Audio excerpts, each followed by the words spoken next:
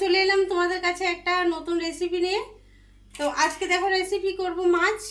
এই দেখো চারাপোনা মাছ আছে, হলুদ আর নুন দিয়ে রেখেছি।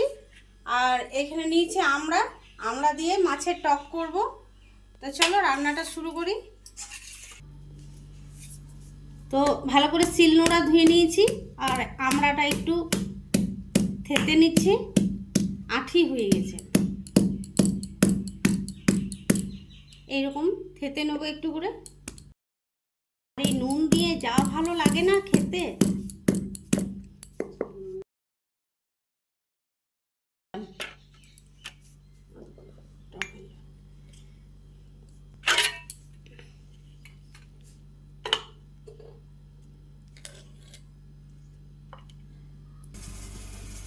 এবার আমি জল দিয়ে দিচ্ছি একটু, আমরা সেদ্ধ করব বলে।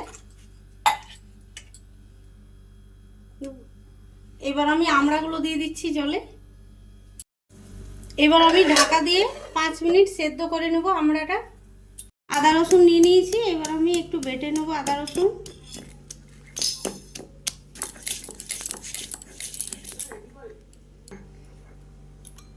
বাটা হয়ে গেছে, এবার আমি উঠিয়ে নেব। আদা রসুন লঙ্কা বাটা হয়ে গেছে, এবার আমি তুলে নিলাম। আমরা সেদ্ধ হয়ে গেছে, এবার আমি ঢেলে নিচ্ছি। কড়াই গরম হয়ে গেছে, এবার আমি তেল দিয়ে দিচ্ছি মাছ ভাজার জন্য।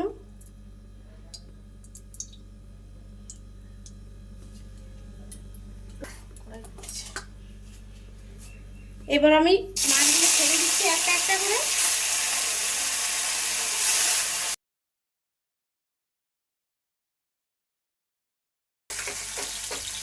মাছগুলো একবার পাল্টিয়ে নেব। এবার আমি উঠিয়ে নিচ্ছি, দেখো কি সুন্দর লাল লাল গোটা গোটা ভাজা হয়েছে। এরকম ভাবে সব মাছগুলো ভেজে নেব। মাছ ভাজা হয়ে গেছে, এবার আমি তেল দিয়ে দিচ্ছি রান্নার জন্য। একটু দিয়ে দিচ্ছি 5 ফোড়ন। এখানে আমি দিয়েছি আদা রসুন লঙ্কার পেস্ট আর জিরে গুঁড়ো, ধনে গুঁড়ো আর হলুদ। তেল গরম হয়ে গেছে, 5 ফোড়ন লাল হয়ে গেছে, এবার আমি দিয়ে দিচ্ছি মশলা। ভালো করে একটু নাড়াচাড়া করে নিচ্ছি মশলা দেওয়ার পরে। এবার আমি পরিমাণে দিয়ে দিচ্ছি নুন। এবার ভালো করে মশলা আমি কষিয়ে নেব। আমি দিয়ে দিচ্ছি যে আমড়াটা আমি সেদ্ধ করে রেখেছিলাম, সেই আমড়াটা দিয়ে দিচ্ছি। যে সেদ্ধ করেছিলাম সেই জল আর আমড়া দিয়ে দিলাম। এবার একটু ভালো করে নাড়াচাড়া করব। জল পরিমাণে একটু আমড়ার টক করব, তো মানে ঝোল করব, তাই সেরকম পরিমাণে জল দিলাম। মাছগুলো একে একে দিয়ে দিচ্ছি। মাছগুলো সব আমি ঝোলের মধ্যে ভালো করে ডুবিয়ে দিলাম।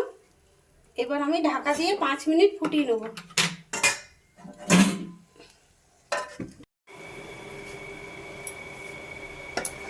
তো মাছটা রান্না হয়ে গেছে, এবার আমি ঢাকনা খুলে দেখব।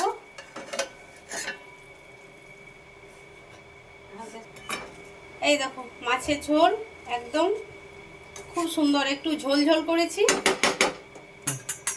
তো আজকে রান্না আমার কমপ্লিট। আমড়া দিয়ে মাছের টক, চারাপোনা মাছের টক।